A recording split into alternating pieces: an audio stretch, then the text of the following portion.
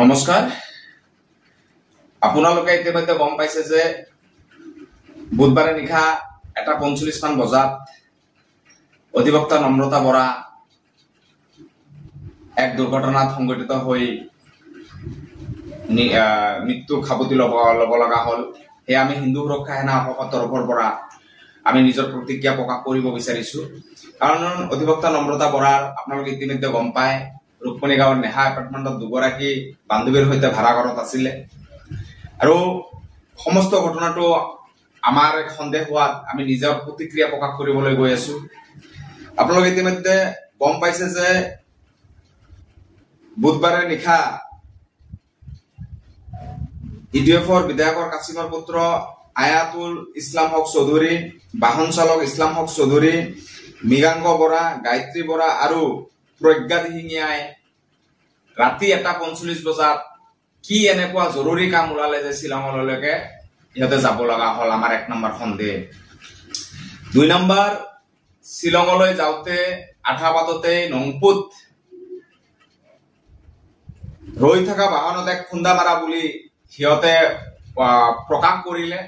কিন্তু আমাৰ 2 নম্বৰ সন্দেহ, ৰৈ থকা বাহনত যদি এখন বাহন যদি খুন্দা মাৰে তাৰ আগৰ ভাগখিনি ডেমেজ হ'ব, কিন্তু পিছফালৰ সিটত লেফট সাইডে যত নম্ৰতাই বহি আছিল তাতে কি এনেকুৱা ডেমেজ হয় সেই আমি সন্দেহ প্ৰকাশ কৰিছো।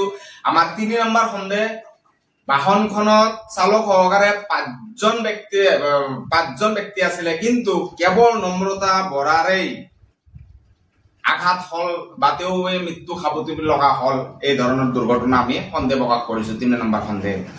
4 নম্বৰ, ক'বাত যাওঁতে দুৰ্ঘটনা সংঘটিত হৈ যাব পাৰে, কিন্তু সেই উক্ত স্থানৰ পৰা কিয় বাহন চালক ইছমাইল হক চৌধুৰী আৰু ইউটিউব বিধায়কৰ কাছিমৰ পুত্ৰ আয়াতুলে কিয় উক্ত স্থানৰ পৰা পলায়ন কৰিলে, আমাৰ 4 নম্বৰ একদম স্পষ্ট সন্দেহ।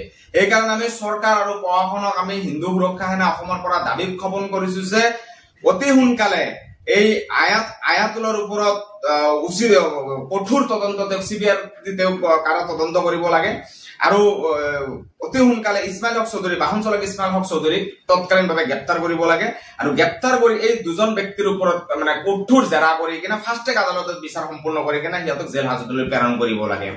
আমাৰ 5 নম্বৰ সন্দেহ, সিহঁতে পলাই যোৱাৰ পিছত মৃগাংক বৰা, গায়ত্ৰী বৰা আৰু প্ৰজ্ঞা দিহিঙীয়াইহে আমি যিখিনি খবৰ লাভ কৰিছো অধিবক্তা নম্ৰতা বৰাক নংপুত চিভিল মেডিকেললৈ চিকিৎসাৰ বাবে লৈ যোৱা হৈছিল, কিন্তু চিকিৎসকে তাতে মৃত বুলি ঘোষণা কৰিছিলে। কিন্তু কমপ্লিট আমি ৰহস্যৰ এক সন্দেহ প্ৰকাশ কৰিছো। এইকাৰণে সমস্ত ঘটনাটো উচিত তদন্ত কৰি দোষীক কঠোৰ শাস্তি গ্ৰহণ কৰিব লাগে।